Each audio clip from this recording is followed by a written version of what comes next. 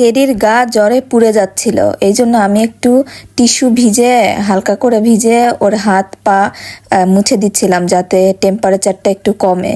এর আগেও আর জ্বর আসছে, ওকে গরম গরম স্যুপ খাওয়াইছি, হাত পা মুছে দিছি, একদিন থেকেই জ্বর ভালো হয়ে গেছে। আমি ভেবেছিলাম এবারও একদিন পরে জ্বর ভালো হয়ে যাবে, কিন্তু জ্বরটা কোনোভাবেই কমছে না। আজকে দ্বিতীয় দিন, সকালবেলা ওকে ডাক্তারের কাছে নিয়ে যেতেই হবে। ওর কান হাত পা মুছে দেওয়ার পরে আমি ওর জন্য একটু চিকেন সিদ্ধ করা পানি নিয়ে আসছি, এটা খেলে ওর অনেকটা ভালো লাগবে। ওষুধ খাবো না। ওষুধ না বাবু, চিকেন স্টক এটা। আচ্ছা তাহলে একটু খাওয়াই দাও। হা করো হা করো। আমি একটু আগে ওর ভেটকে ফোন করেছি, যার কাছে ওকে রেগুলার নিয়ে যাই, কিন্তু ফোন রিসিভ করে নাই। এছাড়াও পরিচিত যারা আছে তাদের সাথে কথা বলে গুগলে সার্চ করে জ্বর ভালো করার জন্য যা যা আছে সবকিছুই আমি ট্রাই করছি। মাম্মা এটা মজা লাগছে না।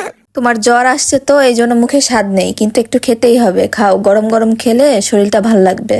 গরম গরম খেলে আমার আর ঠান্ডা লাগবে না।